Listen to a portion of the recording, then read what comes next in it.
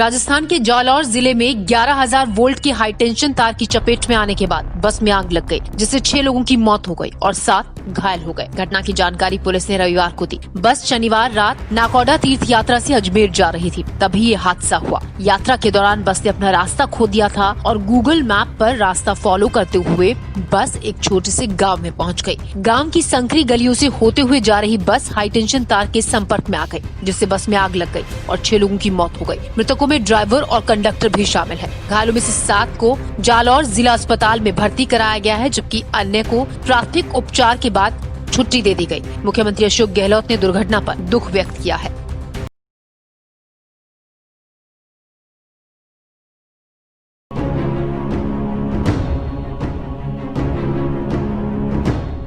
पूरे देश में कोरोना के बाद बर्ड फ्लू को लेकर लोग डरे हुए हैं, जिसके चलते सभी राज्य सरकारों ने अपने अपने स्तर पर एहतियाती कदम उठाए। इसी क्रम में दिल्ली सरकार ने गाजीपुर मंडी को बंद करने का आदेश दिया था। गाजीपुर मंडी 5 दिन बंद रही। अब मंडी खुल जरूर गई है, लेकिन पहले जैसी रौनक अभी वापस नहीं लौटी। मंडी में कारोबार करने वाले मोहम्मद सईद बताते हैं कि जब से मंडी बनी, ये पहली बार हुआ है कि मंडी इस तरह से बंद हुई हो। मंडी बंद होने के बाद कारोबार पर काफी असर पड़ा है। जहां पहले 80 ट्रक रोजाना आते थे, अब सिर्फ 40 से 50 ट्रक ही आ रहे हैं। मंडी बंद होने के बाद से क्या असर हुआ है इस मंडी पे? हाँ, मंडी होने के बाद में असर पड़ा है काफ़ी। इतनी सेल नहीं हो रही। मंडी होने के बाद फर्क पड़ता है काफ़ी। लोग डर जाते हैं कि एकदम मंडी मुख्यमंत्री को एकदम हमारे को बंद नहीं करनी चाहिए थी एकदम मंडी। पहले इसका नमूना आना चाहिए था, नमूना बिल्कुल सही आया और मंडी बंद कर दी एकदम, फिर खोल दी उन्होंने अपने आप ही। फर्क पड़ा है काफ़ी कारोबार में। फर्क पड़ा है? जी जी। कितने आज ट्रक आए हैं? 8 ट्रक आए, 40-45 ट्रक आए, जहाँ 80 ट्रक आते थे। 40-45 आए बस।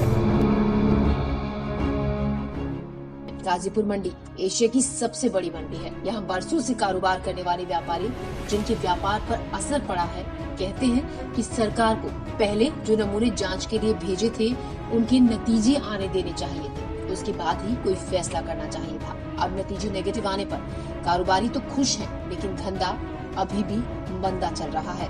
इसकी फिक्र कारोबारियों को जरूर सता रही है। अब मंडी खुलने के बाद पूरी सावधानी बरती जा रही है। पशुपालन विभाग की टीम मंडी पहुंचकर मुर्गों की जांच कर रही है। 15 नमूने जांच के लिए भी भेजे गए हैं, जिनकी रिपोर्ट आनी बाकी है। देश के कई राज्यों में बर्ड फ्लू के मामले सामने आने के बाद दिल्ली की गाजीपुर मंडी को बंद कर दिया गया था, जिसे दिल्ली सरकार के आदेशों के बाद फिर से खोल दिया गया। हालांकि मंडी को 2 दिन खुले हुए हो चुके हैं और फिलहाल व्यापार जो है यहाँ पे मंदा है। यहाँ के लोगों का कहना है कि एक बार अगर मुख्यमंत्री यहाँ से जो नमूने लिए गए थे, उनकी जांच होने के बाद बंद करने का फैसला लेते तो ज़्यादा बेहतर होता। इस मंडी के बंद होने से देश भर में एक गलत संदेश गया है।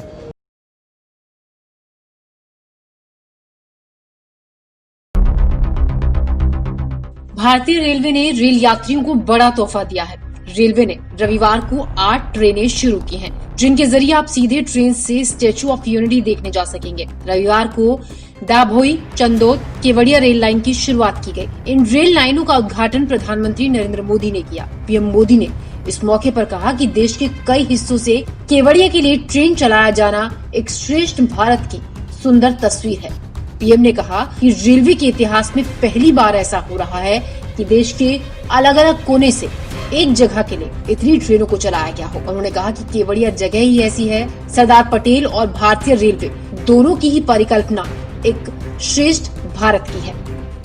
रेलवे के इतिहास में संभवतः पहली बार ऐसा हो रहा है कि जब एक साथ देश के अलग अलग कोने से एक ही जगह के लिए इतनी ट्रेनों को हरी झंडी दिखाई गई हो। आखिर केवड़िया जगह भी तो ऐसी है। इसकी पहचान देश को एक भारत श्रेष्ठ भारत का मंत्र देने वाले, देश का एकीकरण करने वाले सरदार पटेल की दुनिया की सबसे ऊंची प्रतिमा से, स्टैच्यू ऑफ यूनिटी से है। सरदार सरोवर बांध से है। आज का ये आयोजन सही मायने में भारत को एक करती भारतीय रेल के विजन और सरदार वल्लभ भाई पटेल के मिशन दोनों को परिभाषित कर रहा है।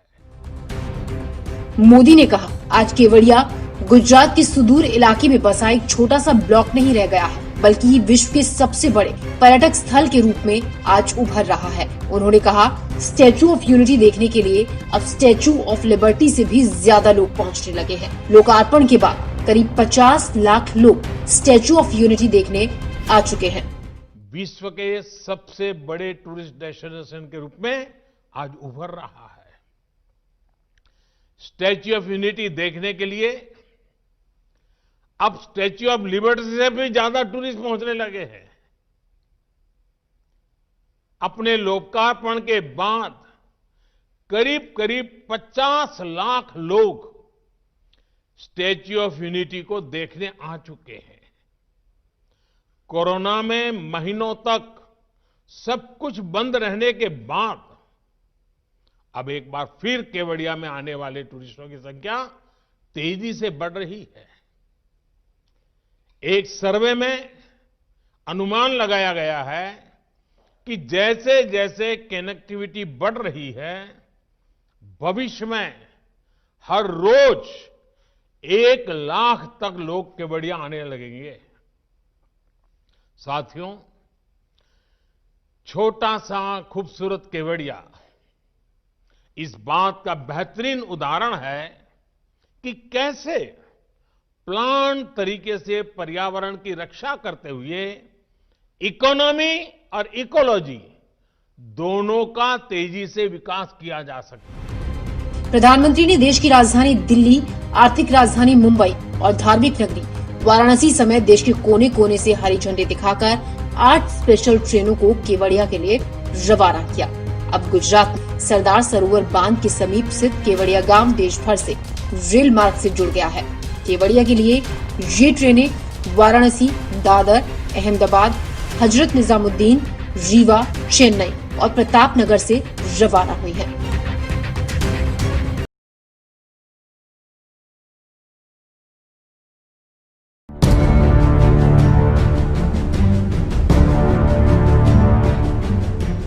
तस्वीरों में नजर आ रहा पेट्रोल पंप, जिसके आगे काफी सारे तंबू लगे हैं। पेट्रोल पंप पर जिस रास्ते से गाड़ियां घुसनी चाहिए, वहां पर पुलिस बैरिकेड्स लगे हैं और पेट्रोल पंप पर पल भर की भी फुर्सत नहीं मिलने वाले पेट्रोल पंप के कर्मचारी धूप में बैठे अपना वक्त गुजार रहे हैं। वैसे ये चहल पहल देखकर आप बिल्कुल समझ गए होंगे कि हम आपको कहां की तस्वीरें दिखा रहे हैं। जी हाँ, ये तस्वीरें हैं सिंघू बॉर्डर। यहाँ पड़ने वाले कई पेट्रोल पंप जो पिछले साल 26 नवंबर को शुरू हुए किसान आंदोलन के चलते बंद पड़े हैं। आंदोलन की वजह से गाड़ियों की आवाजाही ठप है, गाड़ियां नहीं है तो फिर पेट्रोल पंप भी सूने पड़े हैं, जिससे इस रूट पर पड़ने वाले करीब 6 पेट्रोल पंप सबसे ज्यादा प्रभावित हुए हैं, जिन्हें रोजाना लाखों का नुकसान हो रहा है। पेट्रोल पंप पर काम करने वाले कर्मचारियों का कहना है कि आगे यही हालात रहे तो स्थिति काफी खराब हो सकती है। अराउंड आप लगा लीजिए अराउंड 40 लाख का नुकसान हो चुका है हमारा अभी तक। 40 लाख रुपए। 40 लाख रुपए। हाँ, भविष्य में किस तरीके की चुनौतियां आप देख रहे हैं इसमें? भविष्य में देखो, जब तक ये रास्ता नहीं खुलता तो चुनौतियाँ है, लेकिन ऐसा कह सकते हैं कि जितनी जल्दी ये खुलेगा तभी हमारा कुछ हो पाएगा, अदरवाइज तो हमारा कुछ नहीं हो पाएगा। कितना स्टाफ है आपके यहाँ? हमारे यहाँ अराउंड 35 बंदे हैं। अच्छा, टोटल एम्प्लॉई है 35। इन लोगों की सैलरी वगैरह किस तरीके से मैनेज? इन लोगों की सैलरी में बहुत ज़्यादा इफेक्ट पड़ रहा है जी। अब धीरे धीरे, अभी तो दी है हमने, लेकिन अभी तक आगे फ्यूचर खराब ही है। अच्छा, आगे सैलरी मिलेगी कि नहीं मिलेगी? अच्छा, ये भी एक मुद्दा है, ठीक से नहीं पता। पेट्रोल पंप पर काम करने वाले कर्मचारियों का मानना है कि इस रूट पर पड़ने वाले सभी पंप का यही हाल है और उम्मीद है कि जल्द ही ये मसला सुलझे तो उनकी भी दिक्कतें दूर होंगी। यहाँ काम करने वाले लोगों का कहना है परेशानी काफी है, खाली बैठकर कब तक मालिक सैलरी देंगे पता नहीं। पेट्रोल पंप बंद है, कितना नुकसान आप लेके चल रहे हैं? ये कम से कम जो हमारा प्रॉफिट है ये कम से कम लगा लो 15 लाख का है। प्रॉफिट है। प्रॉफिट मतलब लॉस जो जा रही है। हाँ हाँ, लॉस में जा रही कंपनी हमारी जो हाँ 26 तारीख से आज तक ये सप्लाई 1 लीटर हमारा माल नहीं बिका है। हाँ जब हमारी गाड़ियाँ नहीं एंट्री करने देंगे तो सेल तो होनी नहीं है। हाँ और फिर उसके बाद जो है हमारा यहाँ का जो है मैंने 6 पंप हैं, 6 पंप हैं, सब पे यही हाल है। हमारे में नहीं, सब पंपों पे यही हाल है। अब मालिक भाई सैलरी देंगे कहाँ से देंगे जब सेल नहीं होगी उनकी। कितना स्टाफ काम करता है? हमारे 44 स्टाफ है। 44। हाँ जी, नाइट और डे शिफ्ट हाँ दोनों का और 24 इनकी सैलरी वगैरह किस तरीके से हो रही है? हमारी तो पेमेंट जाती है बैंकों में। हाँ हाँ, तो अभी फिलहाल आप लोगों की तनख्वाह वगैरह सब मिल रही है? तनख्वाह तो भी मिल रही है। हाँ तनख्वाह- क्या मालिक ने कुछ कहा है कि कब तक? मालिक तो अभी नहीं डिसीजन दिए हैं, बोले भाई आज खुल जाएगा, कल खुल जाएगा, तारीख इनकी जा रही है। हाँ ये भी अड़े हैं, वो भी अड़े हैं, यही सब बातें हो रही हैं आपस में। देखो जब डिसीजन लेंगे तो क्या होता क्या नहीं होता। और भविष्य में किस तरीके की परेशानियां होंगी, क्योंकि ज़्यादा दिन बंद पेट्रोल लेने से कुछ होता भी है क्या? कुछ परेशानी तो है भाई साहब। क्या बताइए? इतने आदमी रहे सब खाली बैठ गए। हाँ मालिक भी कब तक पैसा देगा अपने पास से?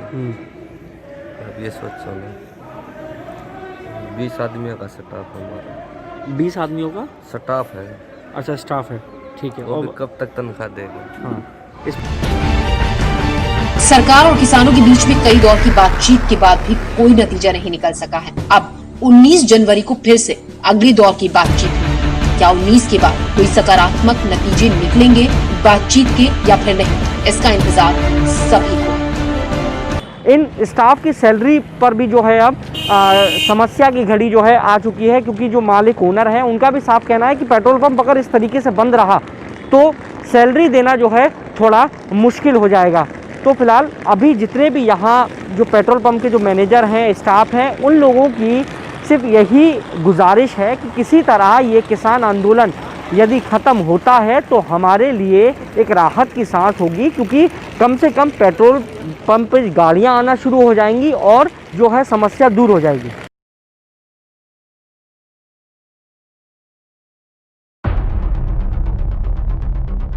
भारत में कोरोना वायरस के खिलाफ दुनिया का सबसे बड़ा टीकाकरण अभियान शुरू होने के पहले दिन 1,91,181 लोगों को कोरोना वायरस का टीका लगाया गया। दिल्ली में कोरोना वैक्सीन लगने के बाद 51 लोगों में मामूली एलर्जी की शिकायत पाई गई, जबकि 2 में मेजर रिएक्शन देखा गया। दरअसल मामूली रिएक्शन में कुछ देर के बाद हालत सामान्य हो जाती है, जबकि मेजर एलर्जी की शिकायत वाले 2 लोगों को अस्पताल में भर्ती कराना पड़ा।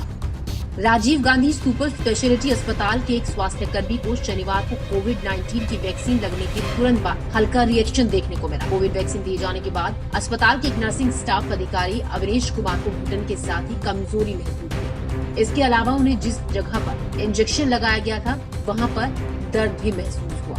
बताया जा रहा है कि टीका लगने के 5 मिनट बाद जब वो ऑब्जर्वेशन रूम में थे तब उन्हें सांस लेने में तकलीफ हुई और थोड़ी सी दिक्कत महसूस हुई। हालांकि 15 से 20 मिनट के भीतर वो ठीक हो गए। राजीव गांधी सुपर स्पेशलिटी अस्पताल में टीकाकरण के लिए चिकित्सा अधीक्षक और नोडल अधिकारी अजीत जैन ने कहा कि ये लक्षण सामान्य है। इस तरह के रिएक्शन का मतलब है कि टीका अपना काम कर रहा है। एक्सपर्ट्स के मुताबिक वैक्सीन दिए जाने के बाद मामूली साइड इफेक्ट्स बहुत ही आम है।